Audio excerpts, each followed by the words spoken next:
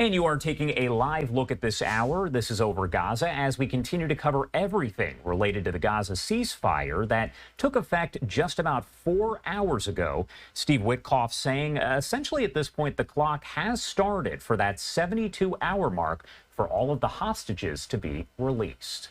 I do want to bring in David Mencer. He is the Israeli government spokesperson. We've seen his news briefings quite a bit here on Live Now from Fox. Joining us now live. And David, thank you so much for taking the time to be here with us today.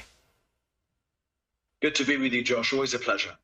And first off, I do want to ask you what kind of impacts we have seen in the hours here since that ceasefire deal did take effect. Again, it was noon local time there, 5 a.m. Eastern time. What sort of impacts have we seen in Gaza so far? Well, precisely as the Prime Minister said he would do, Israeli forces have withdrawn to the yellow line, the line that was demarcated on maps shared by President Trump. Israeli forces have deployed there in line with the agreement. And now, as you said, the 72-hour clock is ticking for all of our hostages to be returned home. And I must tell you, Josh, there is a mixed sense of overwhelmingly the momentous nature of this agreement, but also trepidation because these are the last 48 hostages of the 255 which were taken captive on October the 7th. The last 48 hostages, 20 of them still alive, all of them are names and faces which every Israeli knows very, very well. We know their families, we know their mums and their dads and their brothers and their sisters. We're all hoping and praying to get these people home now to end this nightmare for this country when almost exactly 2 years ago, because the Hebrew date actually falls on Monday evening, Simchat Torah, almost precisely 2 years ago, when the worst massacre against Jews since the Holocaust took place.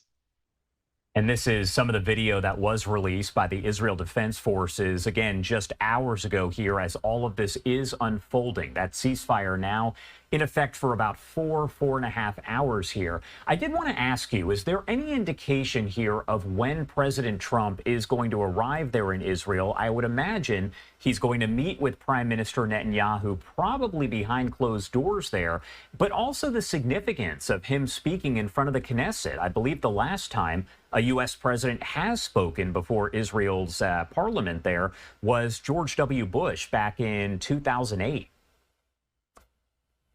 Yes, that's correct. The Prime Minister has invited President Trump to the Knesset to address our parliament. And it's a testament to the friendship between our Prime Minister, Benjamin Netanyahu, and this president. The Prime Minister frequently says that we've never had a friend like President Trump in the White House. And we're very, very grateful. But also this visit, and I can't give you a precise date, it will be coming in the next few days.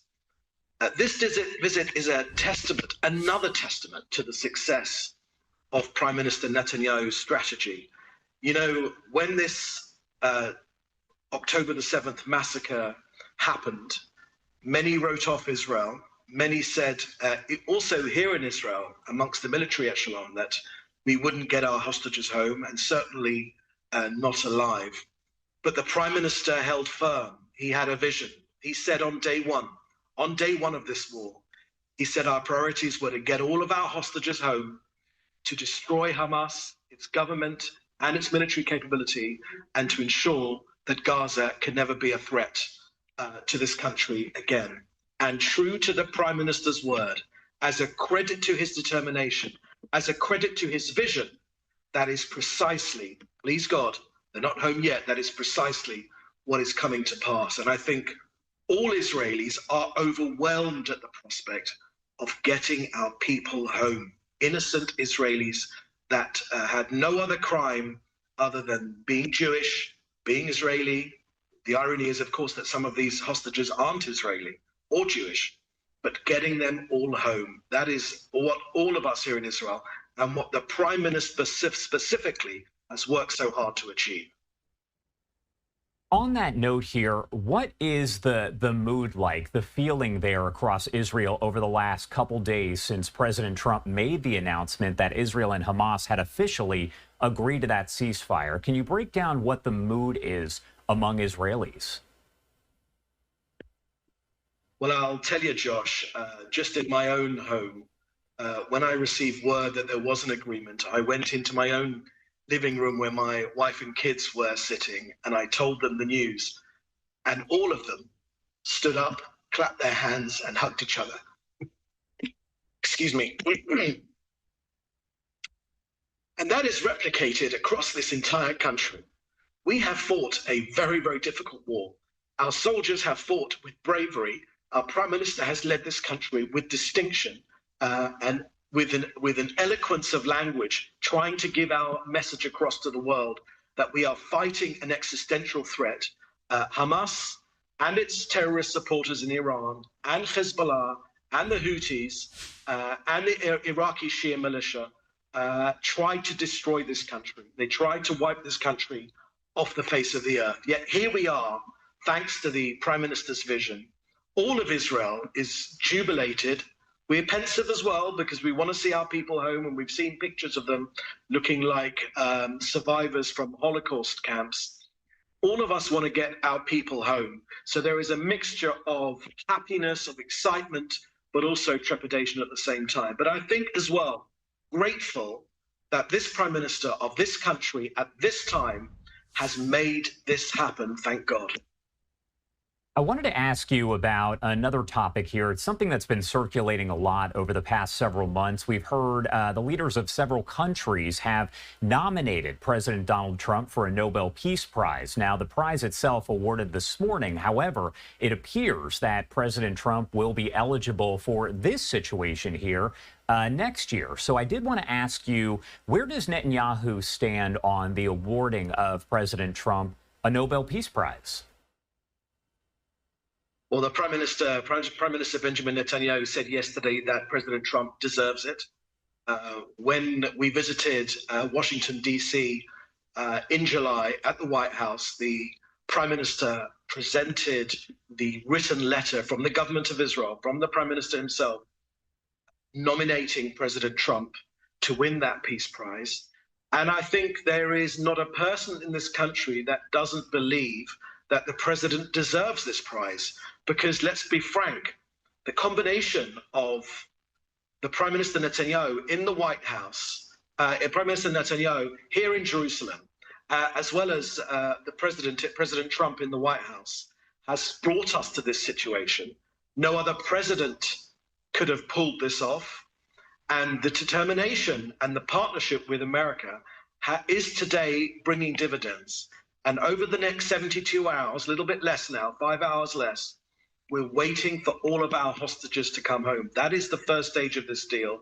That is why Israelis are holding their breaths, waiting for our sons and unfortunately one of our daughters to come home, both live and dead, for a decent Jewish burial.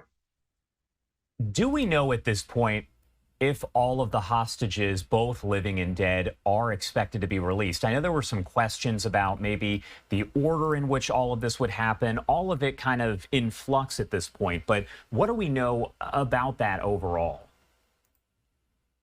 Well, I can share with you the details of the agreement. They are very, very clear. I read them myself. And they're that all hostages should be released within 72 hours. Now, as Hamas have done in the past, they have told all sorts of lies. They have said that hostages have been killed who turned out to be alive. They've even taken a video of a body underneath a shroud. That body of a hostage, that woman came home alive. So we know that Hamas are a terrorist organization and not known for telling the truth. But the agreement is crystal clear. All 48 hostages, live and dead, should be set free over the next 48 hours. And whatever the excuse is, that is the agreement which has been signed up to.